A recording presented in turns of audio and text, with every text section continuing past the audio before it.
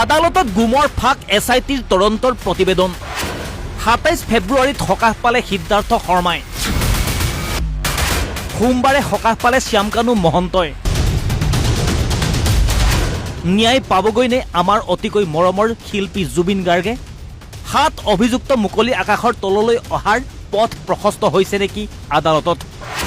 কি হ'ল fast track আদালতৰ বাবে অধিবক্তা নিয়োগৰ প্ৰক্ৰিয়া কথাবোৰ যেন লাহে লাহে পাহৰণিৰ গুহালৈ ধাৱমান হৈছে যেন আপুনি মই এনেয়ে চিঞৰি আছো আমাৰ প্ৰাণৰ শিল্পী জুবিন গাৰ্গৰ ন্যায়ৰ বাবে কিন্তু আদালতত লাহে লাহে পাতলীয়া হৈ আহিছে শিল্পীজনাৰ ন্যায়ৰ প্ৰসংগটো আপোনাৰ জানি খং উঠিব যিগৰাকী প্ৰাণৰ শিল্পীৰ কান্ধত বন্ধুক থৈ অনুষ্ঠান পাতি খুৱে বাৱে কেৱল টকাই ঘটি ধনৰ পাহাৰ গঢ়া এইগৰাকী শ্যামকানু মহন্তৰ বন্ধ কৰি থোৱা বেংক একাউণ্টসমূহ আজি খুলিবলৈ নিৰ্দেশ দিছে জিলা সত্ৰ ন্যায়াধীশ আদালতে কাৰণ বিসংগতি থাকি গ'ল তদন্ত প্ৰক্ৰিয়াত শ্যামকানুৰ বেংক একাউণ্টটো আনফৰ্চুনেটলি সেইটো ডিফ্ৰিজ কৰি দিছে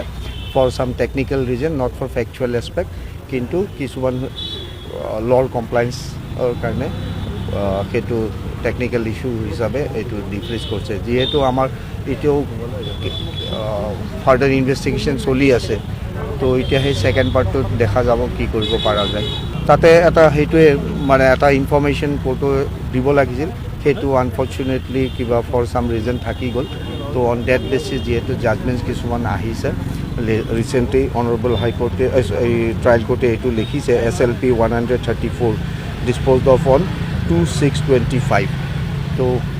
সেই অধীনত এই জাজমেণ্টটো অহাৰ কাৰণে আমাৰ এই দফাটো হ'ল এই কাণ্ডক লৈ জুবিন গাৰ্গৰ পত্নী গৰিমা গাৰ্গৰো দুখ প্ৰকাশ যি হৈছে বেয়া হৈছে আৰু এনে ভুল নহওক শ্যামকানু মহন্তৰ একাউণ্ট ডিফ্ৰিজিঙৰ কথাটো সেইখিনিত কি লুপ হ'ল কিবা এটা থাকি গৈছে সেই বস্তুটো সেইটোৱে বেয়া হ'ল সেইটো আমি কোৰ্টে কৈছে BNSSৰ 107 বিধি উলংঘন হৈছে আৰু ক'ৰবাত নহয় প্ৰচিডিউৰেল লেপছ আছে যাৰ কাৰণে প্ৰচিডিউৰেল লেপছ টেকনিকেল ইছ্যু সেইটোৱে লুপ হ'লটো সেইটোৱে থাকি গৈছে সেই বস্তুটো সেইবোৰ আৰু যাতে নহওক সেইটোৱে কথা